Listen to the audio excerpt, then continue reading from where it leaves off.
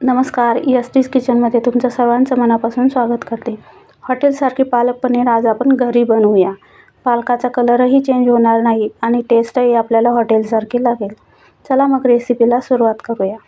इथे मी पालक घेतलेले आहे, अर्धी गड्डी पालक घेतलेली आहे. हे आता कढईमध्ये टाकून घेऊया. त्याचबरोबर 1 टोमॅटो, 5 ते 6 काजू, लसूण पाकळ्या काही आणि अद्रकचा 1 तुकडा कट करून संपूर्ण आपल्याला एकत्र पालक आणि ते दोन्हीही मिक्स आपल्याला उकळून घ्यायचे आहे पाणी टाकून. 5 ते 10 मिनिटानंतर छान उकळी आलेले आहे. आता पालक आपल्याला काढून घ्यायचा आहे आणि एकदम बर्फाच्या पाण्यामध्ये आपण टाकून घेऊया. बर्फाच्या पाण्यामध्ये टाकल्यानंतर याचा कलर अजिबात चेंज होत नाही.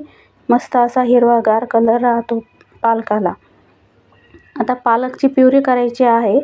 आता पालकची प्युरी करण्यासाठी हे पालक आपण मिक्सरच्या भांड्यात टाकूया. त्यासोबत थोडीशी कोथिंबीर आणि 3 ते 4 हिरव्या मिरच्या. बारीक करण्यासाठी आपण बर्फाचंच पाणी यात टाकणार आहोत.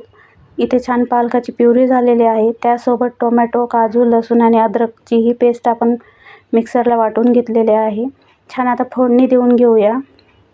पालकाला छान टेस्ट येण्यासाठी, पालक पनीर अगदी हॉटेलसारखे लागण्यासाठी आपल्याला त्यामध्ये तेलासोबत साजूक तूपही टाकायचं आहे. वरतून लाल तिखट आपल्या आवडीनुसार, 1 चमचा धना पावडर टाकून आणि टोमॅटोची, काजूची प्युरी आपण टाकून व्यवस्थित परतून घेतलेले आहे तेल सुटेपर्यंत. त्यानंतर आता त्याचमध्ये आपल्याला पालकाची प्युरी टाकून छान परतून घ्यायची आहे.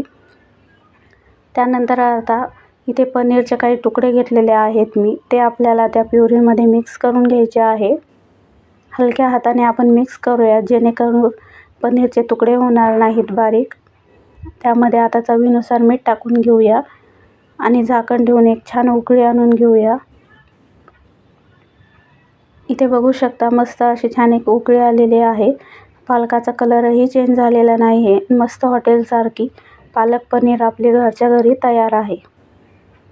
चला मग, माझा व्हिडिओ जर तुम्हाला आवडला असेल तर नक्की लाईक, शेअर, सबस्क्राईब करा. धन्यवाद.